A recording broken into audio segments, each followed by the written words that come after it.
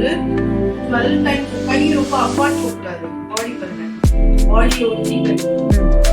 சரியா? இப்படி வச்சுக்கலாம், இல்லை இப்படி வச்சுக்கலாம். ஓகேவா? செகண்ட் வந்து நல்லா ஸ்ட்ரெச் கொடுத்துட்டு இந்த மாதிரி பேக்ல நல்லா ஸ்ட்ரெச் கொடுத்துட்டு லைட்டா ஸ்குவாட் பண்ணணும். பட்டர் பின்னாடி தள்ளி, பட்டர் பின்னாடி தள்ளி லைட்டா ஸ்குவாட் பண்ணணும். பட்டர் பின்னாடி தள்ளி லைட்டா ஸ்குவாட். அப்புறம் கை இங்க கை வச்சுட்டு பண்ணலாம், இல்லை இப்படி வச்சுட்டு பண்ணலாம். should not be actually இப்படிக்கும் ஷோல்டர், ரெண்டு ஷோல்டரும் பேக்ல இருந்து வயர்ல வந்து ஸ்ட்ரெச் பண்ணிக்கலாம். சாதாரணமா பண்ணிட்டு இப்படி இந்த ஷோல்டரிங் பேக், இந்த soldering back. elbow should not get bent. சரியா? இந்த மாதிரி இதெல்லாம் ஒரு 12 டைம்ஸ் பண்ணிக்கலாம். அதே மாதிரி பாருங்க, நல்லா கை இங்க வச்சுட்டு இல்லைன்னா முன்னாடி கை வச்சுட்டு கூட இப்படி நல்லா பண்ணிட்டு கூட ஹீல்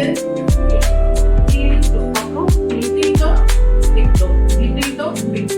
அப்புறம் இந்த டோ ஃபுல்லும் ஸ்ட்ரெச் பண்ணி மேல கை மேல காது பின்னாடி. ஓகேவா? அடுத்தது வந்து கேட்டுங்க, நல்லா இப்படி ரெண்டு லிட்டில் டோவும் ஜாயின் பண்ணி இதுக்கு முன்னாடி கை வச்சுக்கலாம், இல்ல பேக் பண்ணி.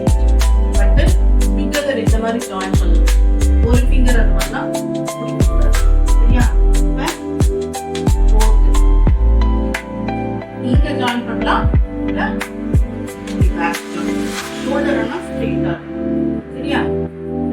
அடுத்தது வந்து இன்னும் ஒண்ணு ஹீல். ஹீல் இருக்குல்ல, நல்லா விரிச்சிட்டு அப்படியே கொண்டு வந்து ஜாயின் பண்ணணும். ஹீல் விரிச்சிட்டு அப்படியே கொண்டு வந்து இப்படி ஜாயின் பண்ணணும். இப்போ வந்து உங்களுக்கு கொஞ்சம் ப்ராக்டிஸ் ஆயிடுச்சுன்னா கை இப்படி வச்சுக்கலாம், இல்ல பேக்ல கை வச்சுக்கலாம், இப்படி எடுத்து வச்சுக்கலாம். ஹீல் இந்த மாதிரி விரிச்சு இப்படி ஜாயின் பண்ணணும். அப்புறம்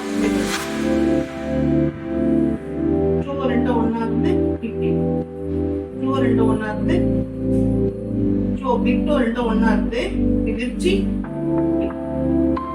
இந்த எக்ஸசைஸ்லாம் பண்ண நம்ம சுகர், பிபி எல்லாமே